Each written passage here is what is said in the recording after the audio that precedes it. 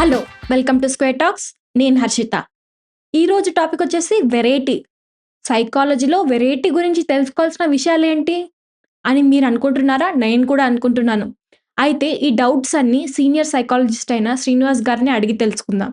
Hello sir. Hi. Variety గురించి psychological కాంటెక్స్‌లో ఏ విషయాలు తెలుసుకోవాలి సార్?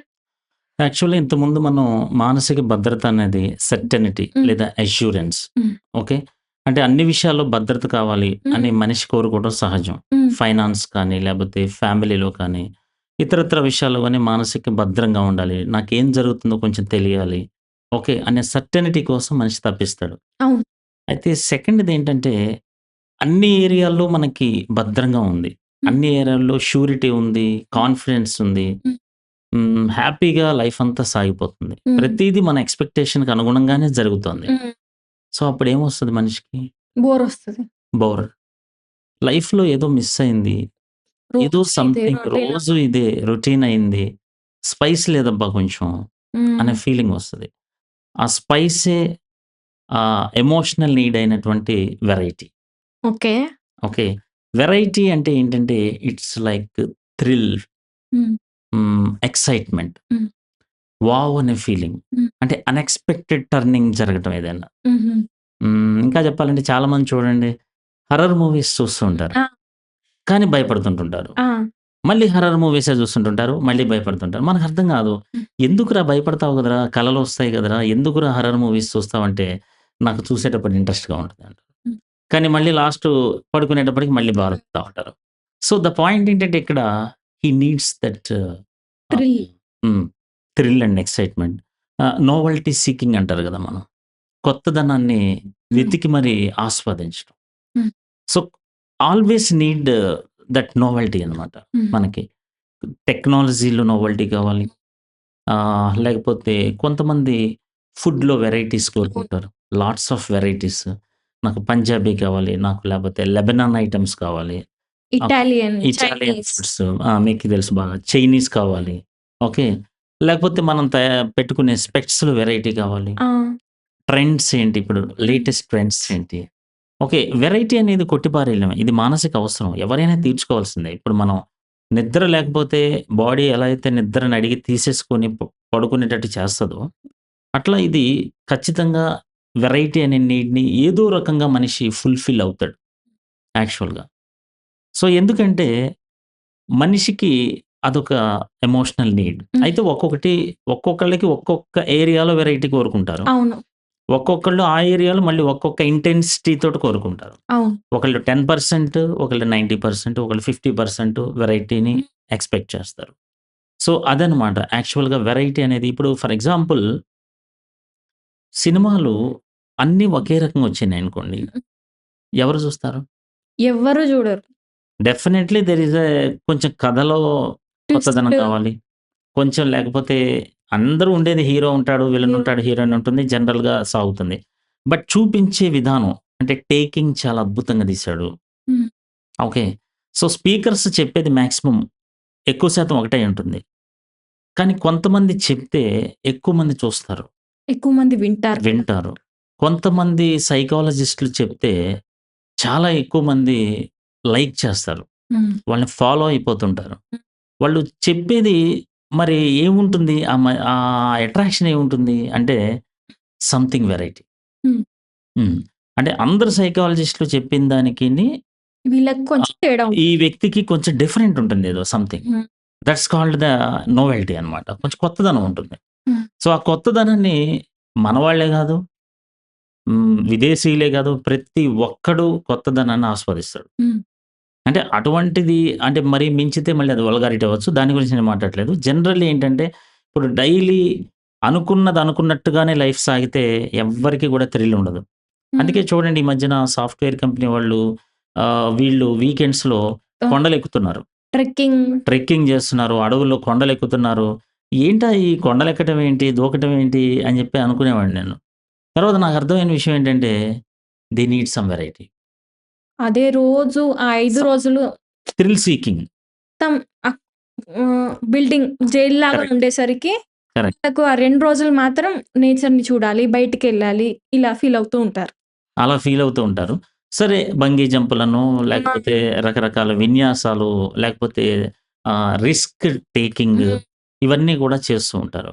సో, ఏంటంటే ఈ వెరైటీ టీవీ షోస్ కానివ్వండి, క్రైమ్ థ్రిల్లర్ మూవీస్ కానివ్వండి, హ్మ్. వెబ్ సీరీస్‌లు కానివ్వండి, ఓకే. ఇటువంటివన్నీ వెరైటీ కోసము బాగా థ్రిల్ పర్సెప్షన్. సీకింగ్ వాళ్ళు చేస్తూ ఉంటారు. ఓకే. సో, కొంచెం ఒక అడుగు ముందరకేసి డ్రగ్స్ కోసం వెళ్తుంటారు యాక్చువల్లీ. అంటే యూఫోరియా ఎఫెక్ట్ అంటారన్నమాట దాన్ని. అంటే ఏంటంటే ఐ నీడ్ సమ్ ఆహ్, ఆహ్, ఏమంటారంటే ఆ ఫీలింగ్ హ్మ్. That's magical surprising. ఫీలింగ్. హ్మ్. అది ఫీలింగ్ ఆ something feeling. Out of box. ఏదో చెయ్యి ఇట్లా ఎళ్ళిపోతున్నట్టు. హ్మ్. ఏదో కింద వాటర్ ఇట్లా తేలిపోయి ఆకాశం నేను దగ్గరికెళ్ళిపోతున్నట్టు. గాల్లో ఆ! తేలుతున్నట్టు. అలాంటి ఫీలింగ్స్ కావాలనమాట. అలాంటి ఫీలింగ్స్ కోసం ఏంటంటే నిషిద్ధమైనటువంటి డ్రగ్స్. ఇల్లిసిట్ డ్రగ్స్ కూడా పర్మిషన్స్ లేకుండా గూడా తీసేసుకొని అలా యువత వెళ్ళిపోతున్నారు యాక్చువల్లీ. ఓకే. ఓకే. సో, ఈ వెరైటీ కోసం ఇంత ప్రయత్నాలు చేస్తున్నారు. అయితే ఇప్పుడు మనం చెప్పుకున్న కొన్ని మంచివే ఏవైతే ట్రెక్కింగ్ చేయటమో, లేకపోతే ఏవైతే కొండలెక్కటమో, లేకపోతే పొలం హ్మ్. పనులు చేయటమో ఇట్స్ ఓకే. సంథింగ్ పర్వాలేదు. కానీ ఇప్పుడు మనం చెప్పుకున్న రెండోది ఏదైతే ఇల్లీగల్ డ్రగ్స్ గురించి కానీ, లేకపోతే రకరకాల కొంతమంది మల్టిపుల్ పార్ట్నర్స్ తోటి వెళ్ళిపోతున్నారు. హ్మ్. ఓకే. సో, ఇలాంటివన్నిట్లల్లో మరి మీరు కాన్సీక్వెన్సెస్‌ని అంటే తర్వాత జరగబోయే తదనంతర పరిణామాలను కూడా మరి హ్మ్. ఫేస్ చేస్తున్నారా? అంటే దానికి ప్రిపేర్ అవుతున్నారా? అనేది నా స్ట్రెయిట్ క్వెషన్ అనమాట. ఓకే. దాని పరిణామాలు ఏవైతే ఉంటాయో అవి గనక మీరు ప్రిపేర్డ్ అయితే గనక ఓకే.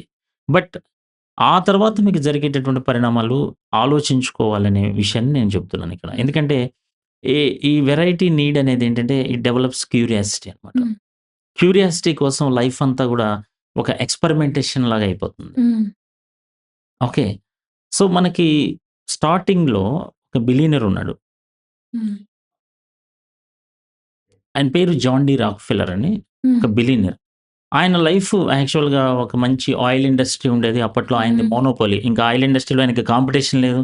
చాలా చక్కగా ఆర్థికంగా బావుంది. చాలా ఫ్యామిలీ బావుంది. Everything is okay. అసలింకేమి లైఫ్‌లో కష్టం అంటూ ఆయనకేమీ లేదు హ్మ్. యాక్చువల్‌గా. సో, ఇంక జీవితంలో ఏముంటుంది? బోరుంటది. బోరెడమే. చప్పగా ఉంటుంది. ఓకే. సో, ఆ 50 సంవత్సరాల టైంలో ఆయనకి సడెన్‌లీ ఒక ఏదో వ్యాధి. వ్యాధి. హ్మ్. వెయిట్ తగ్గిపోయాడు. డైజెషన్ ప్రాబ్లమ్ లేకుండా అయిపోయింది. ఎందుకొస్తుందో తెలీదు. భయంకరమైన వ్యాధి ఏమవుతదో తెలీదు. డాక్టర్స్ కూడా సరిగ్గా ఫైండ్ ఔట్ చేయలేకపోతున్నారు. ఈ టైంలో ఆయనకి ఒక థాట్ వచ్చింది. హ్మ్. ఇది ఇంక లైఫ్ ఇంతేనేమో మనకి అని జెప్పి అనుకుంటుంటే, ఈయనకి బాగా డబ్బులున్నాయి గదా! చాలామందొచ్చేవాళ్ళు. వస్తూ ఉంటే మా పాప పెళ్లి జేయాలని కొంతమంది, హ్మ్. మా బాబు అనాథండి వీడికి చదివించాలని కొంతమంది ఇలా వస్తే డబ్బులిచ్చేవాడు. డబ్బులిస్తుంటుంటే వాళ్ళు తర్వాత సార్ మీ దయ వల్ల వీడు చదువుకున్నాడు సార్. హ్మ్. మీ దయ వల్ల వీళ్ళు పెళ్లి చేసుకున్నారు సార్ అని జెప్పి ఇట్లా చెప్పేటప్పటికి ఆ సంతోషంతోటి డైవర్షన్ అయ్యి మైండు ఈ రోగం మీద ఫోకస్ కంటే కూడా దాని మీదే అట్లా చేసుకుంటూ నలుగురికి హెల్ప్ చేసుకుంటూ ముందరికెళ్ళిపోయేటప్పటికి లైఫ్‌లో దగ్గర దగ్గర ఐ థింక్ 90 ఇయర్స్ దాకా బతికాడు. హ్మ్. హ్మ్. అంటే నేను ఈ పాయింట్ ఎందుకు చెప్తున్నానంటే లైఫ్‌లో వెరైటీ కావాలనుకుంటాం గదా! హ్మ్. మనకొచ్చే ప్రాబ్లమ్స్‌లో కూడా వెరైటీయే.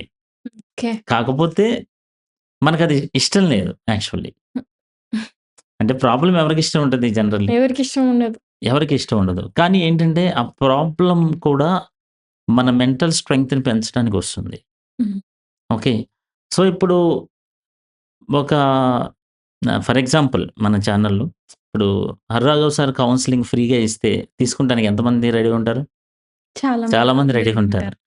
కానీ నేనేమంటున్నానంటే మీకొచ్చిన ప్రాబ్లమ్స్‌ని మీరు కనుక ముందర అంటే దాన్ని ఓవర్‌కమ్ జేయడానికి, దాన్ని ఎదుర్కొనడానికి, ఫేస్ చేయడానికి మీరు కాన్ఫిడెన్స్‌గా వెళ్ళగలిగితే అవి కూడా అలాంటి కోచింగ్‌ని, అలాంటి ఏమంటారంటే ఆ స్ట్రెంగ్త్‌నిస్తాయని జెప్తున్నా. హ్మ్. అంటే లైఫ్‌లో మనకొచ్చే ప్రాబ్లమ్స్. హ్మ్. ఎందుకంటే మనకి ఇన్ని బుక్స్ ఉన్నాయి ప్రపంచవ్యాప్తంగా. హ్మ్.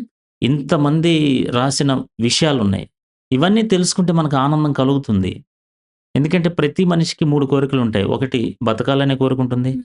రెండేంటంటే కొత్త కొత్త విషయాలు తెలుసుకోవాలనే కోరికుంటుంది. ఇలా కొన్ని కోరికలుంటాయి మనిషికి. హ్మ్.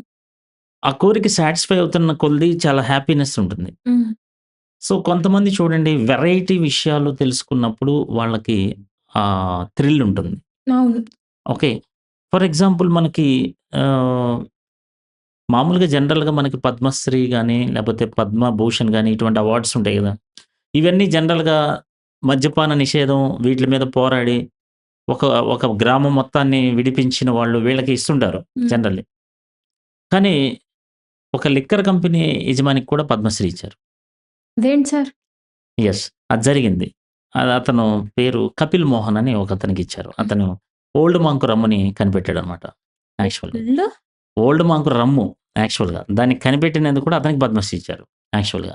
మన చరిత్రలో జరిగిన విషయం. ఎందుకంటే ఇంటర్నేషనల్‌గా మిలిటరీ వాళ్ళు తాగడానికి అప్పట్లో బ్రాండ్‌లుండేవి కావు. ఓకే. సో, అందుకని జెప్పేసేసి వెరైటీగా ఆయన ఇది కనిపెడితే మరీ వెరైటీగా భారతదేశంలో మనకి పద్మశ్రీ ఆయనకు కూడా ఇచ్చారు. నేను కూడా చూసిన తర్వాత నేను కూడా కొంచెం ఆలోచించాను ఇదేంటా అని. ఎందుకంటే మన బ్రాండ్ కూడా ఇంటర్నేషనల్‌గా ఒకటుంటది అన్నట్టుగా. ఓకే. ఓకే. సో, నేనేమంటున్నానంటే మీరు నేను అడిగేది ప్రేక్షకుల్ని అడుగుతున్నానంటే ఫర్ ఎగ్జాంపుల్ ఇప్పుడు ఇంకొకటేంటంటే భర్త, భార్య ఇద్దరున్నప్పుడు భర్తకి, భార్యకి మానసిక అవసరాలుంటాయి. అవును. కానీ ఎవరు ఏది టాప్ ప్రయారిటీలో ఉన్నారనే దాన్ని బట్టి రిలేషన్‌షిప్ ఉంటుంది. హ్మ్. ఫర్ ఎగ్జాంపుల్ భార్య భద్రత అనేది ఫస్ట్ ప్రయారిటీ అనుకోండి. హ్మ్. ఇంతకుముందు మనం చెప్పుకున్నాం. ఆమెకి అష్యూరెన్స్ ఉండాలి. ఓకే. కానీ భర్త వెరైటీ అనుకోండి. భర్త మానసిక అవసరం వెరైటీ. హ్మ్. అప్పుడేం జరుగుతుంది కుటుంబంలో? పోట్లాటలు జరుగుతాయి. పోట్లాటలు జరుగుతాయి. ఎందుకని? ఖచ్చితంగా పోట్లాటలు జరుగుతాయా లేదా? జరుగుతాయి.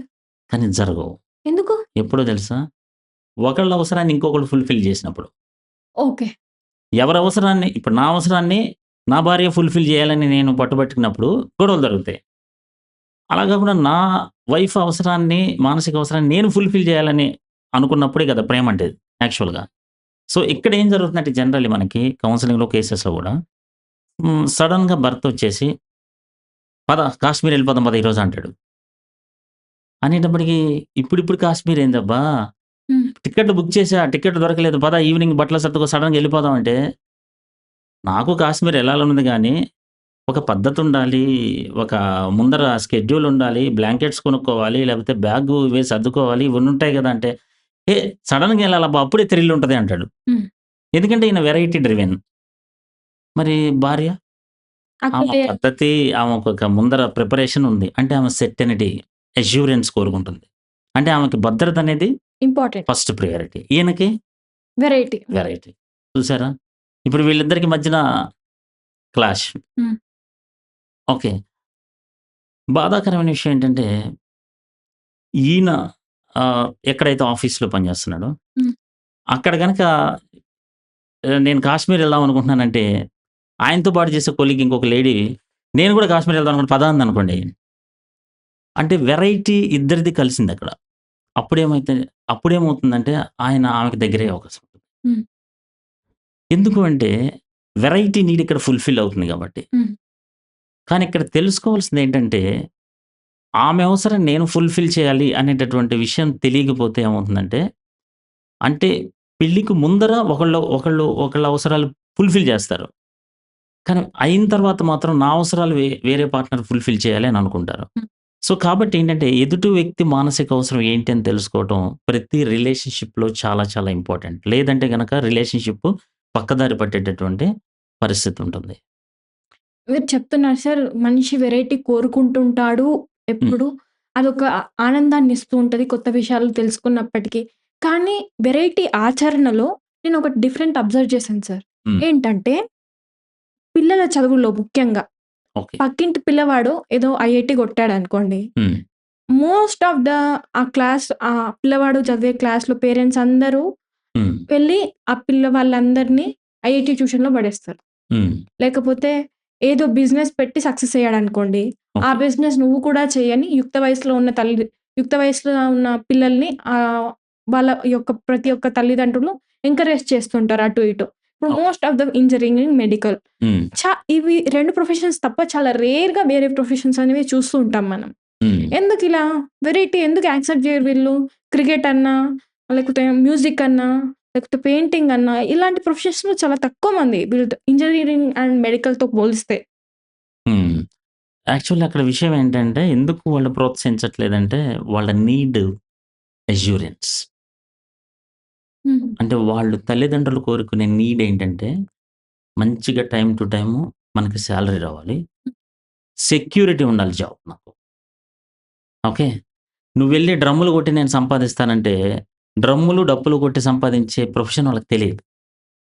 ఓకే. లేపోతే మీరు ఎస్‌ఈఓ అనో, లేపోతే రకరకాల పేర్లు చెప్తే, వాళ్ళకి నోరు తిరగని పేర్లు చెప్తే వాళ్ళకసల ఆ జాబులు ఉన్నాయని కూడా తెలీదు. హ్మ్. ఓకే.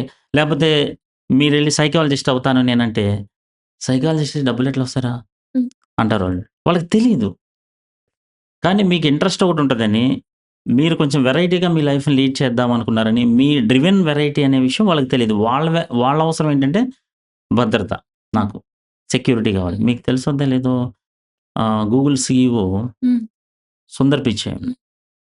ఆయన గూగుల్ సంస్థకే అద్భుతమైనటువంటి సీఈఓ.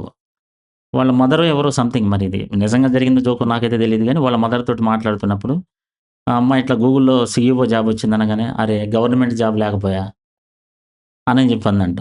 అంటే ఏంటంటే, గూగుల్ సీఈఓకి జీతం ఎంతొచ్చిద్ది? అసలు గూగుల్ సీఈఓ రేంజ్ ఏంటి అంటే, హ్మ్. యాక్చువల్‌గా మన ప్రధానమంత్రి, ప్రైమ్ మినిస్టర్ ఆఫీస్ నుంచి 53 రోజులకు ముందర సారు అమెరికా పర్యటనకొస్తున్నారు. 150,00,00,000కి పైగా ఉన్న జనాభాకి ప్రాతినిధ్యం వహించే ప్రైమ్ మినిస్టరు. మీ అపాయింట్‌మెంట్ 1 అవర్ ఇవ్వగలరా? అని అడిగారు. హ్మ్. అది రేంజ్. ఓకే. కానీ ఆవిడేమనుకుంటుంది? చక్కగా గవర్నమెంట్ జాబ్ లేకపోయా అని. ఎందుకంటే భద్రత కావాలి వాళ్ళకి. టైమ్ టు టైమ్ జీతం వస్తదో రాదో మళ్ళీ ప్రాబ్లమ్ అయితదేమో. హ్మ్. దానికంటే ఇది మించిందిరా బాబు అన్నా కూడా వాళ్ళకర్థం కాదు. నేను కూడా ఒక సంఘటన చూసాను సార్ టీవీలో. ఓకే. ఎవరో చెప్పండి. క్రికెటర్‌ది అతను చాలా బాగా క్రికెట్ ఆడతారు. ఐపీఎల్ టీమ్స్‌లో గూడా ఆడతారు. హ్మ్. లాక్‌డౌన్‌లో వాళ్ళ అమ్మ తనతో మాట అన్నదంట, హ్మ్. "నీ పెండింగ్ ఇంజినీరింగ్ పేపర్స్ రాస్తే పోలే." చాలా వింతగా అనిపించింది. కరెక్టే. నిజమే యాక్చువల్‌గా ఒకసారి ఇప్పుడు 'సచిన్ టెండూల్కర్‌ని' కూడా ఒక బుక్ ఓపెనింగ్‌కి హ్మ్. ఇన్వైట్ చేస్తే 2000 మెంబర్స్ ఉన్నారక్కడ. ఉన్నప్పుడు ఆయన మాట్లాడుతూ అంటే మాట్లాడలేదులే గానీ బుక్ ఓపెనింగ్ చేసి ఎళ్ళిపోతున్నాడు. ఎళ్ళిపోతుంటే వాళ్ళు పిలిచారు. "ఇదేంటి సార్ మాట్లాడకుండా ఎళ్ళిపోతున్నారంటే" నేనేం మాట్లాడాలన్నాను. "మీరే కదా సార్ మాట్లాడడానికి వచ్చారు. మెయిన్ గెస్ట్ మీరే కదా సార్" అంటే, "నేను 10థ్ ఫెయిల్ అయ్యి బ్యాట్ పట్టుకున్నాను. ఇక్కడ ఉన్నోళ్ళకి ఎవరినైనా 10థ్ ఫెయిల్ అయ్యి బ్యాట్ పట్టుకోమంటే ఎవడు పట్టుకుంటాడు? ఇక్కడ మాట్లాడేది నాదేముంది. నేను పెద్ద ఎడ్యుకేట్ కాదు కదా" అన్నాడు. కానీ ఆయన 10థ్ సిలబస్‌లో ఆయన బయోగ్రఫీ ఉంది హ్మ్. యాక్చువల్‌గా. అవును. సో, దట్ మీన్స్ ఏంటంటే, ఈ బ్యాటులు ఇవి పట్టుకుంటే జీవితంలో ఏమి కడుపుకి మెతుకులొస్తాయనే జనరేషన్‌కి అలాంటి జనరేషన్‌కి జెన్‌జీ అభిప్రాయాలు పెద్ద అర్థం కావు. హ్మ్. ఓకే. సో, అలా అని వాళ్ళని మనం పక్కన పెట్టేయమని నేనంటలేదు. హ్మ్. పేరెంట్స్‌గా పాపం వాళ్ళకుండాల్సినటువంటి అష్యూరెన్స్ మనం ఇవ్వాల్సిన అవసరం ఉంటుంది. వాళ్ళకి అర్థమయ్యేటట్టు ఒకటికి 2 సార్లు చెప్పి వీలైనంత వరకు ఎందుకంటే వాళ్ళ భయమేంటంటే పాపం వీడెక్కడ వీడేమైపోతాడు? సెటిల్ అయిపోవడమో, వీడు సెటిల్ అవ్వడేమో హ్మ్. అనే ఫీలింగ్‌లో వాళ్ళకుంటుంది. సో, నేను ఆహ్, టాపిక్‌లో ఫైనల్‌గా అంటే అడిగేదేంటంటే మన వ్యూవర్స్‌ని గాని ఎవరినైనా గూడా మీరు వెరైటీ కోసం అంటే ఏ దారుల్లో ఎళ్తారు? హ్మ్. అనేది నా ఫస్ట్ ప్రశ్న. హ్మ్. అంటే థ్రిల్ సీకింగ్ కోసం ఎలాంటి పరిస్థితిలోకెళ్తారు? ఎందుకంటే కొంతమంది ఆల్రెడీ ఒక 600 షర్టులు, 600 డ్రెసెస్ ఉన్నా గూడా మళ్ళీ కొత్త షాపింగ్ మాల్ రాంగానే ఎళ్ళిపోతారు. హ్మ్. Because they need variety. హ్మ్. అక్కడ ఇంకా వెరైటీ ఉంటాయేమో, ఇంకా కొనుక్కుందాం హ్మ్. అని జెప్పి ఎళ్ళిపోతారు. ఓకే. కొంతమంది జెంట్స్ గాదు లేడీస్ కూడా అందరూ ఈ షాపింగ్ చేస్తూనే ఉంటారు కంటిన్యూయస్‌గా. ఆల్రెడీ అప్పుల పాలై ఉంటారు. అయినా షాపింగ్ మాత్రం చేస్తూనే ఉంటారు. ఎందుకంటే కొత్త పర్సొచ్చింది, హ్మ్. కొత్త ఐఫోనొచ్చింది, కొత్త మోడలొచ్చింది. హ్మ్. దానికి ఎక్కువ డబ్బులు పారేసుకుంటూ ఖర్చు పెడుతుంటారు. దానివల్ల మీకు మరి డబ్బులు లేకపోవటం వల్ల మీరు మరి అప్పుల పాలై మీరు డిప్రెషన్‌లోకెళ్తున్నారు గదా! హ్మ్. మరది ఆలోచించుకోవాలి గదా! హ్మ్. అది నేను చెప్పేది. హ్మ్. సో, మీ వెరైటీ అనే మానసిక అవసరం ఎలా తీర్చుకోవాలి అంటే, కొంచెం డబ్బులు తక్కువ ఖర్చయ్యే వెరైటీలని మీరు తీర్చుకోండి. నాది ఇంకో లాస్ట్ ప్రశ్న సార్. ఓకే.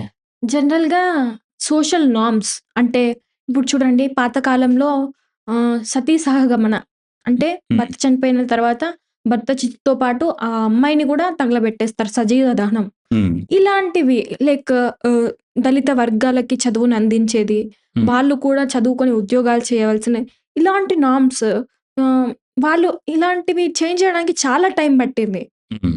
చాలా రిజిడ్‌గా గూడా ఉంటాయి.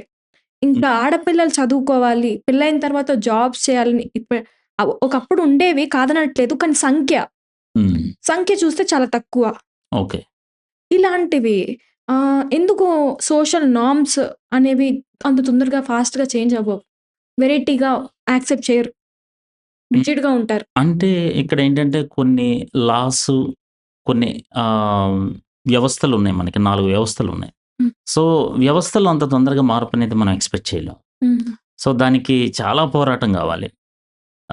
యాక్చువల్‌గా మీకు 'బెజవాడ విల్సన్' అని ఒకాయనున్నాడు. హ్మ్. ఆయన యాక్చువల్‌గా వాళ్ళ బంధువులందరికీ ఎందుకు తాగుతున్నారు, ఎందుకు తాగుతున్నారు అని అడిగేవాడు. వాళ్ళేమో సింపుల్‌గా మేమెందుకు తాగుతున్నామంటే, ఒకసారి మాతోటి ఒక రోజొచ్చి పని చేయి అన్నారు. హ్మ్. సో, 'బెజవాడ విల్సన్' ఒకరోజు ఎళ్ళాడు. ఎళ్ళేటప్పటికి వాళ్ళు చేసే పనేంటంటే, అంటే అది 1980స్‌లో జరిగిన స్టోరీ. వాళ్ళు మనిషి మలాన్ని హ్మ్. బకెట్లతోటి పట్టుకొని ఓకే. చేత్తోటి మలాన్ని తీసి వృత్తి చేస్తున్నారు. అంటే సఫాయి కార్మికులని అప్పట్లో మీకు తెలియకపోవచ్చు. హ్మ్. ఓకే. ఆయన చూసి చాలా బాధపడ్డాడు. ఆ రోజంతా ఏడ్చాడు. బెజవాడ విల్సన్. ఇంత కష్టమైన పని చేస్తున్నారా నా అన్నలు, నా తండ్రులు లాంటోళ్ళు వీళ్ళందరూ. అందుకు తాగుతున్నారా వీళ్ళు ఈ బాధను భరించలేక? అంటే మనిషికి ఆత్మగౌరవం లేదా? అని చెప్పి ఆలోచించి ఇంచుమించు ఆయన 30 సంవత్సరాలు సఫాయి కార్మిక వ్యవస్థ మీద వ్యతిరేకంగా పోరాడాడు. బెజవాడ విల్సన్. ఓకే. ఆఖరికి సాధించాడు గూడా. సఫాయి కార్మిక వ్యతిరేక చట్టాన్ని గూడా ఆయన రూపొందించడానికి కారణమయ్యాడు. హ్మ్. లాస్ట్‌కి ఆయనకి రామన్ మెగసెసే అవార్డ్ గూడా వచ్చింది. బట్ ఆయన నాకవసరం లేదని జెప్పాడు. I don't need any recognition. నేను అవార్డుల కోసం చేయలేదు. నా వాళ్ళ కోసం, ఆత్మగౌరవం కోసం నేను జేశానన్నాడు. సో, ఇప్పుడు ఎవరు గూడా మలాన్ని చేత్తో పట్టుకునే పరిస్థితి ఉండదు ఆ చట్టం ప్రకారం. హ్మ్. ఓకే. సో, వ్యవస్థలో మార్పు రావడానికి కొన్ని దశాబ్దాల పాటు పోరాటం చేయాల్సిన అవసరం ఉంటుంది. హ్మ్. అంటే మన స్థాయి అది గాదు గాబట్టి ఆహ్, మన కుటుంబం వరకు మనం మార్చుకుంటాం అంతే. ఎందుకంటే మనం సమాజాన్ని మార్పు చేసి ఉద్ధరించే మాసివ్. పరిస్థితుల్లో మనం లేం కాబట్టి. Massive. So, what is in our control అనే దాని వరకు మనము చూసుకుంటాం. సో, వీలైనంత వరకు నేనైతే వ్యక్తిగతంగా నా పిల్లలకి హ్మ్, ఏదైనా థ్రిల్ అయితే గనక అంటే హెల్తీ వేలో, పాజిటివ్ వేలో ఏదైనా థ్రిల్ సీకింగ్ గాని, నోవెల్టీ సీకింగ్ గాని, దే నీడ్ వెరైటీ అనే అవసరం నేను తెలుసుకుంటాను. సో, వాళ్ళకి కొత్త కొత్త గేమ్స్ ఆడమని జెప్తాను. లేకపోతే కొత్త కొత్త బుక్స్ చదవమని జెప్తాను. కొత్త కొత్త మ్యూజియమ్స్‌ని సందర్శించమని జెప్తాను. కొత్త కొత్త సైన్స్ రీసెర్చ్ చేయమని చెప్తాను. సో, ఈ విధంగా హెల్తీ వేలో మీరు వెరైటీని ఫుల్‌ఫిల్ చేసుకోండి. లేకపోతే కొత్త కొత్త ఫుడ్స్ ట్రై చేసుకోండి. అది కూడా కొంచెం జాగ్రత్తగా మితంగా. మితంగా. దేనికైనా how much is too much అని తెలియటం చాలా ఇంపార్టెంట్. ఓకే. సో, ఆ విధంగా వెరైటీ నీడ్ అనేది ఒకటుంటుంది. ఎదుటి వ్యక్తి యొక్క అది పార్ట్నర్ అయినా, లేకపోతే రిలేషన్‌షిప్‌లో ఉన్న ఫ్రెండ్ అయినా, ఎవరైనా సరే. వాళ్ళ నీడ్ వెరైటీ గాబట్టి కొంచెం మనం అడ్జస్ట్ అవుదాం అనే ధ్యాస గూడా కొంచెం స్పృహ కూడా కలిగి ఉండండి. అప్పుడు సత్సంబంధాలు, రిలేషన్‌షిప్స్ బావుంటాయి. Thank you sir. చాలా థాంక్ యూ. చక్కగా చెప్పారు వెరైటీ వెల్కమ్. టాపిక్ గురించి. అయితే వెరైటీ అనేది ఎంత మేరకు అది తారాస్థాయికి చేరితే మాత్రం ప్రమాదమే అని చెప్పొచ్చు. అయితే వెరైటీ ఇన్ నాలెడ్జ్ మాత్రం పాజిటివ్ రిజల్ట్స్ ఇస్తుందని నేను అనుకుంటున్నాను. మరికి మీకు ఏ వెరైటీ ఇష్టం? ఫుడ్‌లోనా? లేకపోతే ట్రావెలింగ్‌లోనా? బుక్స్‌లోనా? టీవీ షోస్‌లోనా? లేకపోతే ఇంకేంటో కామెంట్ సెక్షన్‌లో తెలియజేయండి. Thank you for watching. Next వీడియోలో మళ్ళీ కలుద్దాం.